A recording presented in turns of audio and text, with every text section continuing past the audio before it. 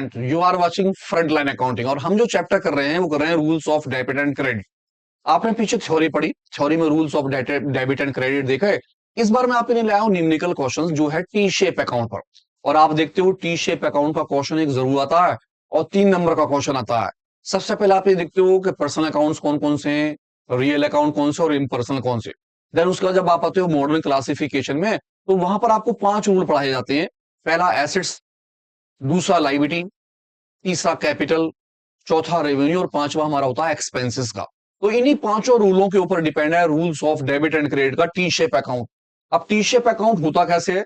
T shape account इस type का होता है, यहां सबसे ऊपर आप उस अकाउंट्स को लिख लेते हो जो अकाउंट्स आप बनाने वाले होते हो। सपोज कीजिए मैं मशीन का अकाउंट बना रहा हूं तो मैं मशीन का नाम लिख लेता हूं। मैं बिल्डिंग का अकाउंट बना रहा हूं तो बिल्डिंग का अकाउंट्स, कैश है तो कैश, प्लांट है तो प्लांट्स, डेप्टर्स हो तो डेप्टर्स, क्रेडिटर्स है तो क्रेडिटर्स। ये साइड आपकी लेफ्ट वाली डेबिट की होती है और राइट हैंड साइड वाली जो होती है आपकी किसकी होती है? क्रेडिट की होती है। यहाँ पर एक कॉलम आ जाता है आपका अमाउंट्स का, इसी तरह यहाँ पर एक कॉलम आपका अकाउंट्स का अमाउंट का आ जाता है। और आपका ये फॉर्मेट कुछ इस टाइप का सा हो जाता है, यानी कि increasing decreasing particulars, amount particular amount, एक साइड डेबिट की और एक साइड क्रेडिट की होती है। तो इसे समझने के लिए पर एक छोटा सा क्वेश्चन लेते हैं। आप ध्यान से इस क्वेश्चन को देखिए और फिर समझिए कि rule of debit and credit कैसे बनाएंगे। तो आपके लिए क्वेश्चन है, कहता प्रिपेयर कीजिए टी शेप अकाउंट्स। किसका अकाउंट्स बनाना है हमें? T shape accounts. किस चीज का अकाउंट्स है? फर्नीचर का। तो आपने फोकस करना केवल फर्नीचर पर। अब सबसे पहले आपको ये देखना कि मेरा फर्नीचर जो है वो किस कैटेगरी में आएगा। आपके पास 5 नाम है। पहला नाम आपके पास क्या है? एसेट्स। दूसरा नाम आपके पास जो है वो कौन सा है? लाइबिलिटीज। तीसरा नाम आपके पास जो है उसका नाम था कैपिटल। और आपका चौथा नाम जो था वो था रेवेन्यू। और आपका पांचवा नाम जो था वो था एक्सपेंसेस। यानी इन पांचों में से आपका फर्नीचर किस कैटेगरी में आ रहा है? तो आपको याद होगा कि फर्नीचर हमारे क्या होते हैं? एसेट्स। हमें ध्यान रखना है कि हम फर्नीचर यानी एसेट्स का टी शेप अकाउंट बनाएंगे। पहले सारी डीलिंगों को पढ़ लेते हैं और देखते हैं फिर टी शेप अकाउंट्स क्या होगा। कहता फर्नीचर परचेज करा 70,000 रुपए का। कहता फर्नीचर सोल्ड कर दिया 15,000 रुपए का। फर्नीचर डिस्कार्डेड, खराब हो गया, बेच डाला आपने, कितने का? 7,000 रुपए का। फर्नीचर फिर अगेन परचेज करा 8,000 का और इस बार डेप्रीशिएशन है। डेप्रीशिएशन मीन्स कीमत का कम हो जाना। फर्नीचर की कीमत कम हो गई है, कितने की? 2,000 की। तो ये सारी डीलिंग पढ़ने के बाद हमें सबसे पहले देखना है कि हम जो अपना अकाउंट्स बना रहे हैं वो इन पांचों में से किस में आता है। तो मैंने देखा मेरा जो अकाउंट्स आ रहा है वो किस में आ रहा है? वो एसेट्स की कैटेगरी में। अब आप दूसरा काम आपका होगा क्या कि आप देखोगे रूल्स। आपके रूल एसेट्स और एक्सपेंसेस के मैंने 2 कैटेगरी में बांटे थे, एसेट्स और एक्सपेंसेस। एसेट्स के और एक्सपेंसेस के आपके जो रूल है वो आपके कौन कौन से रूल हैं? इंक्रीजिंग जो होगी वो डेबिट में होगी और डिक्रीजिंग जो होगी वो क्रेडिट में होगी।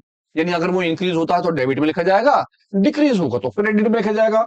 दूसरा रूल था लाइबिलिटी, कैपिटल और रेवेन्यू। इसके अंदर ऊपर वाला का अपोजिट था बिल्कुल। अगर डिक्रीजिंग है तो डेबिट में और इंक्रीजिंग है तो क्रेडिट में। आपको ये बात ध्यान रखनी है। अब हमारा जो फर्नीचर है वो आ रहा है एसेट्स के अंदर।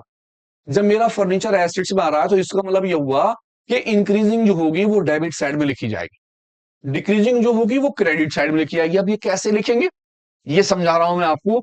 आप बस केवल ये बात ध्यान रखिए कि डेबिट में क्या आएगा? इंक्रीज। क्रेडिट में क्या आएगा? डिक्रीज। क्यों?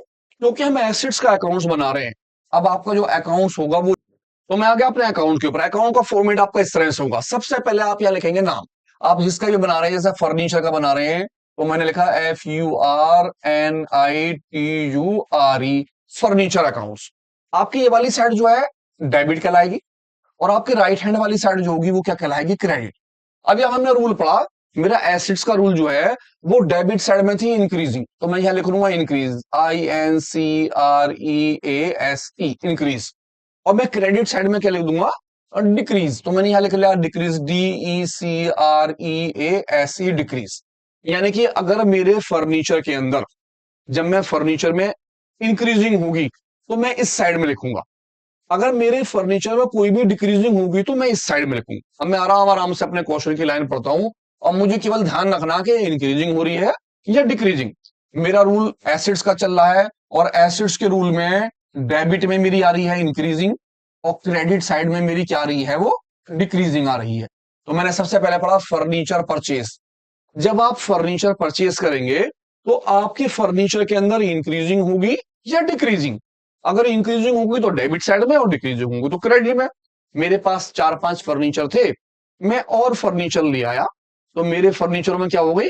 इंक्रीजिंग 70,000 रुपए की। तो मैं आ गया इंक्रीजिंग वाली साइड पर, मैंने सबसे पहले लिखा नंबर 1 और मेरी अमाउंट में यहां लिख दी मैंने 70,000 रुपए। आप 70,000 यहां लिख देंगे। अब आप दूसरी डीलिंग पढ़ेंगे और दूसरी डीलिंग में देखेंगे मैंने फर्नीचर क्या कर दिया? सोल्ड। आपने फर्नीचर क्या करा? सोल्ड।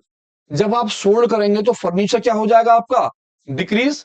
क्योंकि जब आप परचेज करते हो तो फर्नीचर क्या होता है? इंक्रीज। तो सेल करने पे क्या होगा? डिक्रीज 15,000 रुपए से। मैं पहुंचा डिक्रीज वाली साइड पे, मैंने लिखा नंबर 2 और मैंने 15,000 रुपए किस चीज के लिख दिए? डिक्रीजिंग साइड में, क्योंकि इतने रुपए से मेरी सेल हो गई, डिक्रीज हो गया। देन मैं आता हूं थर्ड पोजीशन पर, नंबर 3। मैंने ओल्ड जो फर्नीचर था वो क्या हो गया? डिस्कार्डेड। मैंने उसे बेच डाला, वो खराब हो चुका था 7,000 रुपए का। जब वो खराब हो गया और मैंने उसे बेच दिया तो मेरे फर्नीचर में क्या होगी? डिक्रीजिंग। तो मैं डिक्रीजिंग साइड में पहुंचा, नंबर 3 7,000 रुपए डिक्रीजिंग। मैंने लिखा नंबर 3 और अमाउंट मेरी कितने की आ गई? 7,000 रुपए की आ गई। बस आपने केवल ये देखना है कि आपके फर्नीचर में इंक्रीजिंग हो रही है या डिक्रीजिंग, बस और कुछ नहीं। जैसे कि फर्नीचर आपने दोबारा परचेज कर लिया, जब परचेज करो तो फिर क्या हो गई? फिर भैया इंक्रीजिंग हो गई। चौथा नंबर इंक्रीजिंग के 8,000 रुपए। हम पहुंच गए इंक्रीजिंग वाली साइड में, लिखा नंबर 4। इंक्रीजिंग साइड में कितनी अमाउंट आ गई मेरी? 8,000 रुपए मैंने यहां लिख डाला। देन फिर मैं पहुंचा लास्ट वाले पॉइंट पे, डेप्रीशिएशन। मेरे फर्नीचर में क्या हो गया? डेप्रीशिएशन। उसकी कीमत कम हो गई। डेप्रीशिएशन मींस आपकी कीमत कम हो गई। Fall the value of fix assets. आपकी एसेट्स की कीमत खत्म हो गई। 2,000 रुपए से उसकी कीमत कम हो गई, तो मेरा फर्नीचर डिक्रीज हुआ। नंबर 5 डिक्रीज हो गया 2,000 रुपए से। डिक्रीज साइड कौन सी है? ये तो इंक्रीजिंग की है, ये है डिक्रीजिंग की। मैं आया नंबर 5 और मैंने यहां लिख दिया 2,000 रुपए। इस तरह से जब मेरी सारी डीलिंग हो जाए तो मैं ये देखूंगा मेरे दोनों साइडों में किसका टोटल ज्यादा है। किसी भी साइड का टोटल ज्यादा आ सकता है। मैंने देखा 70 और 78,000 है, तो मैंने यहां लिख दिया 78,000 यहां पर। तो यही अमाउंट मेरी एज इट इज कहां पहुंच जाएगी? इस तरफ। मैंने इसी अमाउंट को यहां लिखा 78,000 रुपीज। जो अमाउंट ज्यादा होती है वही अमाउंट दोनों साइड लिखी जाती है। अब इस अमाउंट में से ऊपर वाली अमाउंट आप क्या कर देंगे? माइनस। तो मैंने ऊपर देखे कितने? 15,000 और 7 मेरे हो गए 22, 23, 24, 24,000 हो गए। 78,000 से मैं माइनस कर दूंगा 24,000 रुपीज। कौन कौन से? 15,000 और 7, 22,000 और 2 27, 22 और 2 24,000। मैंने कहा 0 0 0, 8 से 4 गया 4, 7 से 2 गया 5। मेरा जो आंसर निकल के आया वो निकला 54,000 रुपीज। और ये मेरा कहलाएगा बैलेंस, BALANCE। अब क्योंकि सबसे लास्ट में है तो इसे बोलूंगा मैं CD। CD means carried down, closing balance. बस ये करना है। इंक्रीजिंग इस साइड लिखनी है, डिक्रीजिंग उस वाली साइड में लिखनी है, और जो भी साइड का टोटल है उसे कर दीजिए और दोनों का क्या निकाल लीजिए? डिफरेंस। जो आपका डिफरेंस निकल के आएगा वही आपका क्या निकल के आएगा? आंसर। उस आप बैलेंस शीट लिखेंगे। तो एक क्वेश्चन और ध्यान से समझिए। नेक्स्ट क्वेश्चन क्या कहता है? ध्यान से देखिए। देखिए, ओपन कीजिए T shape of cash account. हमें किसका अकाउंट बनाना है? कैश का। अब ध्यान कीजिए, आप बनाने वाले हैं कैश का, और कैश आपकी क्या होती है? एसेट्स। जब आप एसेट्स का अकाउंट बनाएंगे तो इंक्रीजिंग जो होगी वो आप लिखेंगे किसमें? डेबिट में। और जो आपकी क्या होगी? डिक्रीजिंग, वो आप किस में लिखेंगे? क्रेडिट। किसके हिसाब से? Chart of accounts. किस चीज का? रूल्स ऑफ डेबिट क्रेडिट का, मॉडर्न क्लासिफिकेशन का। एसेट्स और एक्सपेंसेस, लाइबिलिटी, रेवेन्यू और कैपिटल के हिसाब से। मैं पढ़ना स्टार्ट करता हूं और मुझे ध्यान रखना है कि मेरे कैश के अंदर अगर इंक्रीजिंग है तो डेबिट में, डिक्रीजिंग है तो क्रेडिट में। मैं सबसे पहले अपना अकाउंट बनाकर रख लेता हूं। मैंने अकाउंट बना लिया, मेरा कैश अकाउंट हो गया। मेरी ये साइड आपकी किस चीज की है? डेबिट की। और मैंने यहां लिख दिया इंक्रीज, INCREASE। मेरी साइड ये हो गई क्रेडिट की, और मैंने यहां लिख दिया डिक्रीज, DECREASE, डिक्रीज। ठीक है। अब हम पढ़ना स्टार्ट करते हैं और हमें बस केवल ये देखना है कैश, कैश में केवल मेरे कैश में अगर इंक्रीजिंग होगी तो वो डेबिट में लिखेंगे और डिक्रीजिंग है तो क्रेडिट में। मैंने कहा सोहन भाई साहब ने स्टार्ट करा बिजनेस किस चीज से? कैश से। जब सोहन बिजनेस चालू करेगा तो उसके पास पैसे आएंगे, क्योंकि खाली बैठा है। उसने अपने पिताजी से कहा जी मैं अपना बिजनेस चालू करना चाहता हूं, तो उसके पिताजी उसे पैसे देंगे, क्योंकि लो भैया 50,000 रुपए लो, अपना बिजनेस चालू कर लो। तो सोहन भाई साहब के पास कैश आया या कैश गया? अगर कैश आया तो इंक्रीज, कैश उनके पास से गया तो डिक्रीज। तो आप बताइए क्या होगा? जी हाँ, क्योंकि उनके पास पिताजी जब पैसे देंगे तो कैश आएगा, तो कैश क्या हो जाएगा? इंक्रीज। इस कंडीशन में नंबर वन, 50,000 रुपए हम कहां लिखेंगे? इंक्रीजिंग में, क्योंकि उनके पास कैपिटल के पैसे आ गए, जो उन्होंने पैसा लगाया वो कैपिटल कहलाएगी। 50,000 रुपए से उनका कैश इंक्रीज हो गया। देन हम सेकंड कंडीशन पे आते हैं, वो कहते हैं परचेज गुड्स। अब उन्होंने माल परचेज करा, जब वो माल खरीदेंगे तो डेफिनेटली है उनके पास से कैश जाएगा। जब कैश जाएगा तो कैश क्या हो जाएगा? डिक्रीज। कितने से? 15,000 से। हम पहुंच गए डिक्रीज वाली साइड में। मैंने लिखा नंबर टू, और नंबर टू लिख के मैंने अमाउंट लिख दी कितने की? 15,000 रुपए की। 15,000 यहां आ गया। दो डीलिंग खत्म हो गई। परचेज करने पे गुड्स डिक्रीज हो गया, यानी कैश आपके पास से चला गया। Then third condition, cash sale. आपने माल बेचा। सेल मतलब आपने माल बेचा। जब आप माल बेचोगे कैश में, तो आपके पास कैश आएगा या जाएगा? आएगा तो इंक्रीज, जाएगा तो डिक्रीज।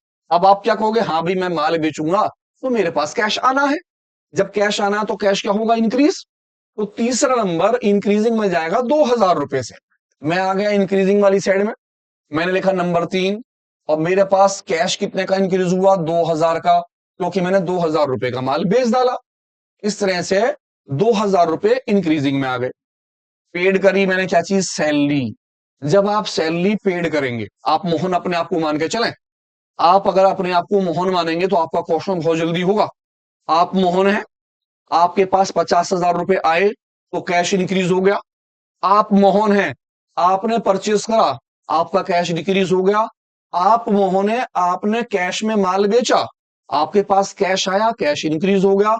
अब आप मोहन है और आपने पेड करी सैलरी। जब आप सैलरी पेड करेंगे तो आपके पास से कैश डिक्रीज होगा। फोर नंबर, 5,000 रुपए का फोर नंबर पर कैश क्या हो जाएगा? डिक्रीज। तो 5,000 रुपए आ गए डिक्रीज वाली साइड में। देन इसके बाद हम आए नंबर फाइव, आपने इलेक्ट्रिक बिल जो है पे करा। आप कौन है? मोहन। और आपने इलेक्ट्रिक बिल पेड कर दिया, कितने रुपए का? 2,000 रुपए का। जब पेड करेंगे तो क्या होगा? इंक्रीज या decrease? Yes, decrease. Number five, कितने पैसे? दोबारा देख लीजिए, पेड करे हैं 2,000 रुपए, तो आपके 2,000 रुपए आ गए डिक्रीजिंग वाली साइड में। और लास्ट वाली डीलिंग है, याद रखिएगा, आप है मोहन। कैश ड्रॉ, ड्रॉ माने बिजनेस में से निकाला। किसके लिए? Personal use. आपका अपना कोई काम था, डोमेस्टिक पर्पस। आपने उस डोमेस्टिक पर्पस के लिए पैसे निकाल लिए, जिसे हम क्या बोलते हैं चैप्टर नंबर 2 में? ड्रॉइंग्स। आपने ड्रॉ करे, बिजनेस में से पैसे निकाले। जब पैसे निकाले तो कैश क्या हो जाएगा? डिक्रीज। कितने रुपए का? 2,500 का। तो आपने यहां लिखा 6 नंबर, कैश डिक्रीज हो गया 2,500 रुपए से। आपका सारी बातें खत्म हो गई। अब आप देखेंगे दोनों साइडों में मेरा टोटल कौन सा ज्यादा है। ये 50,000 है, ये 2,000 है। 15,000, 5,000, 2,000 और 2,500। तो इस हिसाब से ये टोटल ज्यादा है। मैंने दोनों टोटल को नीचे करा, 52,000 रुपीज। और यही वाला टोटल मेरा कहां पहुंच गया? Opposite side. मैंने इसे दूसरी साइड में लिख दिया 52,000 रुपीज। और मैं इस 52,000 में से ऊपर के सारे पैसे क्या कर दूंगा? माइनस। 15,000 और 5, 20,000, 20 और 2, 22, 23, 24, 24,500 रुपए क्या हो गए? माइनस 005। यहां हो गया 11 से हमारा 4 चला गया, 7 आ गया, यहां आ गया 4, 4 से 2 गया तो 2, यानी कि मेरा जो आंसर निकला वो निकला 27,500। और यहां मैं ले दूंगा बाय बैलेंस। और क्या? CD. CD means closing balance. ये जो आपका आंसर निकल के आया वो आपने यहां रखा। ठीक है, उम्मीद करता हूं समझ में आएगा। और एक बात और याद रखिए, आप कौन है? आप कौन है? सोहन। तो मम्मी पापा को बता दीजिए कि अब आप बदल गए हैं, आप हो गए हैं सोहन।